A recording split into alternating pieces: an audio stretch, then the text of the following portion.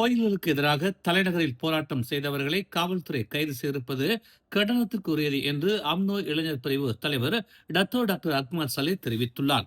இன்று ஆட்சியில் இருக்கும் அரசாங்கம் கடந்த காலங்களில் போராட்டம் நடத்தினார்கள். அப்போது போராட்டமும் பேரணியும் அவர்களுக்கு நியாயமாக இருந்தது.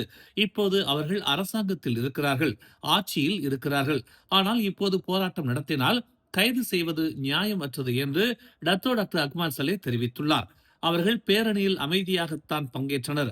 அவர்களை கைது செய்வதற்கு பதிலாக அரசு நிலங்களை ஆக்கிரமித்தவர்கள் மீது காவல்துறை நடவடிக்கை எடுக்க வேண்டும் என்று அவர் வலியுறுத்தினார். சட்டத்தை மீறி ஒரு குழு நிலங்களை ஆக்கிரமித்துள்ளது. அவர்களை எதிர்த்து பொதுமக்கள் பேரணி நடத்துகிறார்கள். அப்படியானால் கைது செய்யப்பட வேண்டியது நிலத்தை ஆக்கிரமித்த தரப்புதானே தவிர பேரணியில் பங்கேற்றவர்கள் அல்ல என்று டாக்டர் அக்மால் சல்லே தெரிவித்தார். பர்சாத்து பொதுச் செயலாளர் அஸ்மின் அலி மற்றும் துணைத் தலைவர் அமாட் ஃபைசால் அசுமு ஆகியோர் அதன் தலைவர்கள் பங்கேற்கும் சிறப்பு கூட்டத்திற்காக மொஹிதீன் யாசின் வீட்டிற்கு சென்றனர். நேற்று இரவு இந்த சந்திப்பு நடைபெற்றது. அஸ்மின் மற்றும் பேஜா என்று அழைக்கப்படும் ஃபைசால் இரவு 8 மணி அளவில் புக்கிட் டாமன்சராவில் உள்ள மொஹிதீன் வீட்டிற்கு சென்றனர். கடந்த வெள்ளிக்கிழமை பாசிஸ் சலாக் பர்சாத்து தலைவர் ஜைனுல் ஃபாட்சி பகாருடீன் ஏற்கனவே இக்கூட்டத்தில் நாடாளுமன்ற உறுப்பினர்கள், சட்டமன்ற உறுப்பினர்கள் மற்றும் செனட்டர்கள் உட்பட கட்சியின் முக்கிய நபர்கள் பங்கேற்பார்கள் என்று தெரிவித்திருந்தார். கூட்டத்தின் நிகழ்ச்சி நிரல் வெளியிடப்படவில்லை என்றாலும் பெர்சாத்துவுக்குள் தலைமை பகை தீவிரமடைந்து வருகிறது. முஹிதீன் கட்சி தலைவர் பதவியில் இருந்து விலக வேண்டும் என்ற கோரிக்கைகள் அதிகரித்து வருகின்றன. அதைத் தொடர்ந்து அக்கட்சியின் துணைத் தலைவர் ஹம்சா ஜைனுடீன் ராஜினாமா செய்ய வேண்டும் என்ற எதிர்கோரிக்கைகளும் எழுந்துள்ளன. கட்சியின் 2025 ஆண்டு பொதுக்குழுவை நாசப்படுத்தவும் அதன் தலைமையை குறைமதிப்பிற்கு உட்படுத்தவும் முயற்சித்ததாக கூறப்படும் புகார்கள் தொடர்பாக கட்சியின் ஒழுங்குமுறை வாரியத்தின் முன் ஆஜராக ஹம்சாவுக்கு சம்மன் அனுப்பப்பட்டதாக வெளியான செய்தியை தொடர்ந்து நேற்று கூட்டம் நடைபெற்றது. கடந்த வெள்ளிக்கிழமை மாலை ஜலந்துன் ரசாக்கில் ஒரு குழந்தை தற்செயலாக கார் கதவை திறந்ததால் 4 கார்கள் மற்றும் 2 மோட்டார் சைக்கிள்கள் உட்பட 6 வாகனங்கள் விபத்தில் சிக்கின. இந்த விபத்தில் 25 வயது மோட்டார் சைக்கிள் ஓட்டுநர் ஒருவரின் கை உடைந்ததாகவும் 30 வயது மோட்டார் சைக்கிள் ஓட்டுநர் ஒருவருக்கு லேசான காயங்கள் ஏற்பட்டதாகவும் கோலம்பூர் போக்குவரத்து விசாரணை மற்றும் அமலாக்கத்துறை தலைவர் ஜம்சூரி இசா தெரிவித்தார். உறவினரின் மடியில் அமர்ந்திருந்த 2 வயது சிறுமி தற்செயலாக பின்புற இடது கதவை திறந்ததாக முதற்கட்ட விசாரணையில் தெரிய வந்ததாக அவர் கூறினார். வாகனத்தில் குழந்தை பாதுகாப்பு பூட்டு இயக்கப்படவில்லை என்று நம்பப்படுகிறது. இதனால் உள்ளே இருந்து கதவை திறக்க முடிந்திருக்கிறது. விசாரணையை முடிக்க சம்பவத்தின் வைரலான வீடியோ காட்சிகளை போலீசார் தற்போது மதிப்பாய்வு செய்து வருவதாக சம்சூரி ஒரு அறிக்கையில் தெரிவித்தார். கவனக்குறைவாகவும் பொறுப்பற்றதாகவும் வாகனம் ஓட்டியதற்காக 1987 சாலை போக்குவரத்து சட்டத்தின் பிரிவு 43(1) கீழ் வழக்கு விசாரிக்கப்படுகிறது. விபத்து குறித்து 2வது மோட்டார் சைக்கிள் ஓட்டுநரின் பார்வையை காட்டும் காணொளி நேற்று முதல் சமூக ஊடகங்களில் வைரலாகி வருகிறது.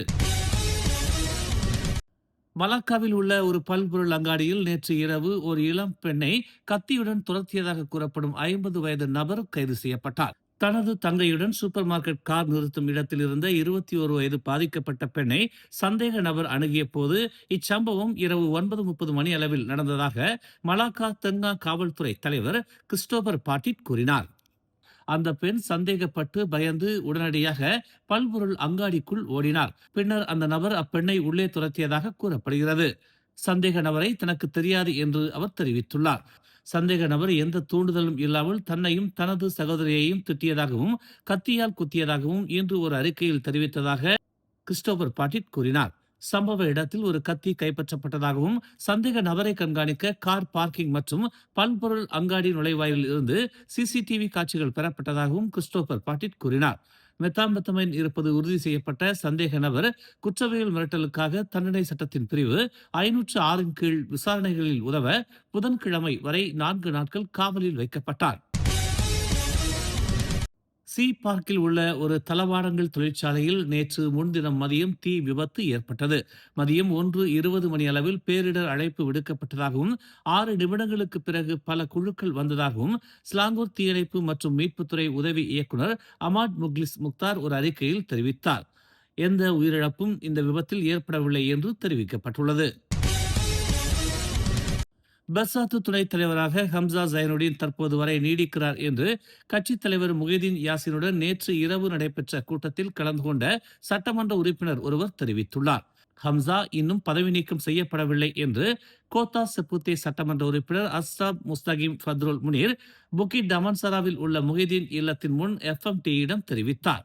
முஹிதீனுக்கும் ஹம்சாவுக்கும் இடையிலான தலைமை பகை தீவிரமடைந்ததால் பெசாத்துவைச் சேர்ந்த 30க்கும் மேற்பட்ட சட்டமன்ற உறுப்பினர்களும் கட்சியின் மூத்த தலைவர்களும் முஹிதீனின் வீட்டில் கூடினர். கூட்டத்தில் பல்வேறு மாநிலங்களைச் சேர்ந்த 20க்கும் மேற்பட்ட சட்டமன்ற உறுப்பினர்கள், 4 MP-க்கள் மற்றும் பல உச்சமன்ற உறுப்பினர்கள் அடங்குவதாக பெசாத்து வட்டாரங்கள் தெரிவித்தன. இருப்பினும் ஹம்சாவுடன் இணைந்தவர்கள் வரவில்லை. ஹம்சாவின் முகாமில் உள்ளவர்கள் கூட்டத்தை புறக்கணித்ததாக பெசாத்து வட்டாரம் தெரிவித்துள்ளது. மேலும் செய்திகளை தெரிந்து கொள்ள தமிழ் மலர் இணையதளம், தமிழ் மலர் செயலி மற்றும் மலர் டிவி யூடியூப் சேனலை வலம் வாருங்கள். எங்களோடு இணைந்திருக்க மலர் டிவியை பதிவு செய்து கொள்ளுங்கள். உறவுகள் மகிழ்ந்திட விருப்பம் மற்றும் பகிர்வு சேவையை சொடுக்கிடுங்கள்.